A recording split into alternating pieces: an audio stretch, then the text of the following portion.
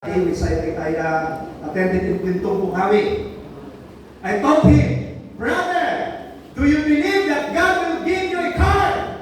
He said, yes, pastor. What kind of car? Sabi niya, color red.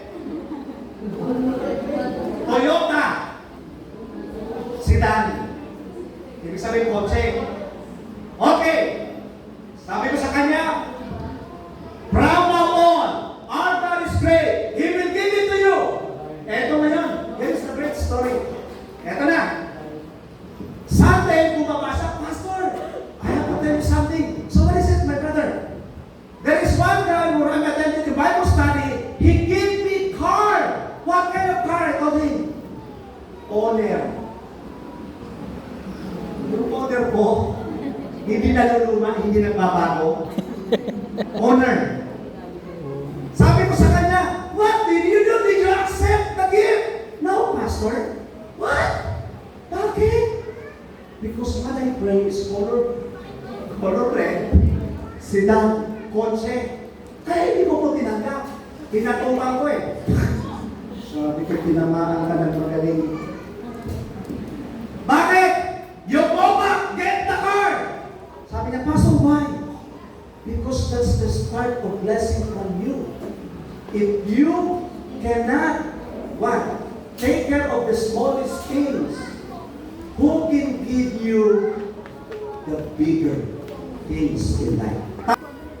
Quintong Bukawi, alam mo na nangyari, pagdating niya, wala na po yung honor, sir, na ibigay na po sa iba. Pag humingi ka sa Diyos, sasakyan, kung hindi man yun ang kulay, huwag kang mag-alala. Kasi sinusubukan ka ng Diyos sa maliit. Pag napagkatiwalaan ka sa maliit, sa malaki, i-bless ka ng Diyos. Because God is great.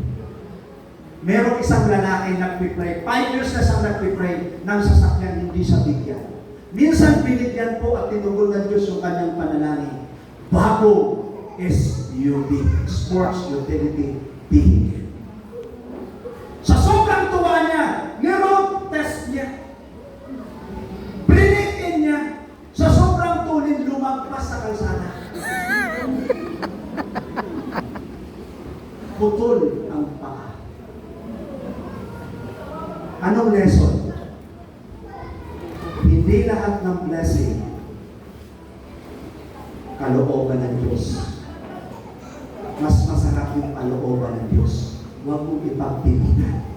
Kasi siya yung alam na nakakahigit. Balik ka dyan. He knows the best. Siya yung nakakahigit alam. Yon. Okay?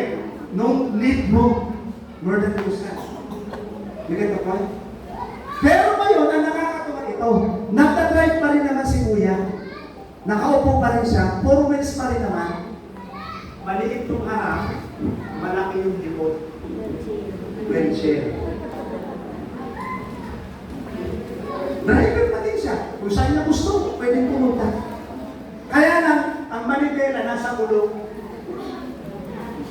You see what I mean? When you pray out of the will of God, He can give you. Bottom line is, you will suffer. So it's better to follow God. Whenever He tell you, He will shut down. He will shut down. When He bless, He will bless. Pati yung generation sinasabi niya sa ilabalik ng Diyos. Lahat ng ninakaw ni Satanas, lahat ng kinuha ni Satanas, He will bring back to you. Amen? Okay, last po, 19 and 20. Sino po